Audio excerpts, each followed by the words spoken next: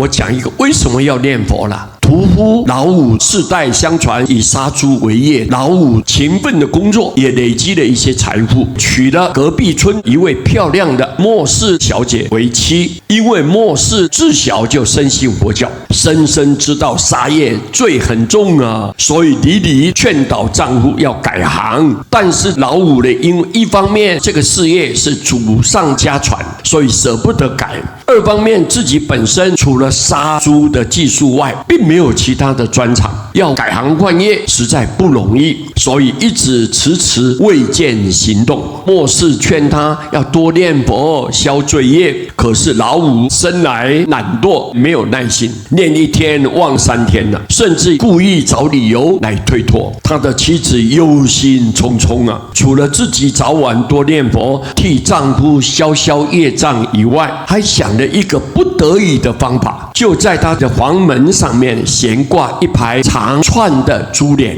每当丈夫要进门，一定要先拨开珠帘才能够开门进来。就在此时，珠帘的珠子跟珠子相撞击的时候呢，会产生一种很清脆的声音。末世要求丈夫每听到这个声音，一定要念南无阿弥陀佛10遍以上才能进来。老五认为只要念个10来声的佛号，并不是什么困难的事情啊，何况一想到为房内漂亮的妻子而念的，心中也乐以从命。久而久之，竟习以为常啊。寒暑易过，无常尽数啊。老五虽然有妻子为他念佛消业，但是最后终是因为杀业重而折寿了。黑白无常把老五的神识带到阎罗王的地方了。论罪的结果，老五应该在割节地狱中来受刑。号令一下，当左右的鬼差提叉戟的时候呢，因为叉戟前面绑有铃铛，它的声响跟老五房门的珠帘撞击声很相近。老五随即就想起妻子的规定，马上合掌恭念南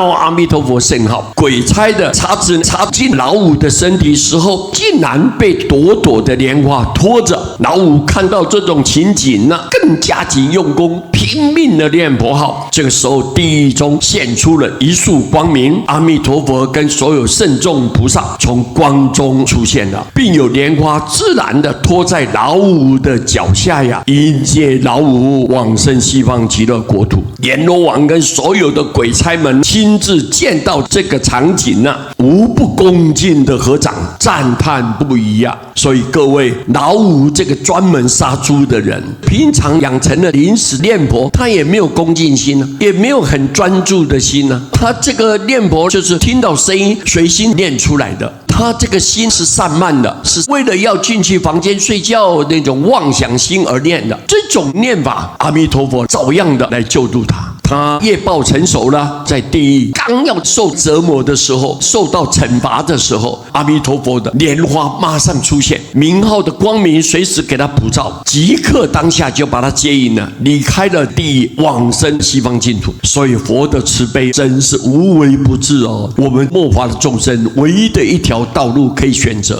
就是好好的念佛。阿弥陀佛不舍弃任何一个罪恶的凡夫众生，我们选择这一条道路，我们就有希望，我们才能安心。所以我们非常感恩阿弥陀佛。以上这个公案呢，证明念佛的可贵跟重要性。今天将这个公案分享给大众，希望你们不能放弃自己，不管你的罪业有多重，你的业障有多深，阿弥陀佛永远都不放弃你的。只要你好好的念佛，人人都有资格，人人都有条件。感谢大家，南无阿弥陀佛。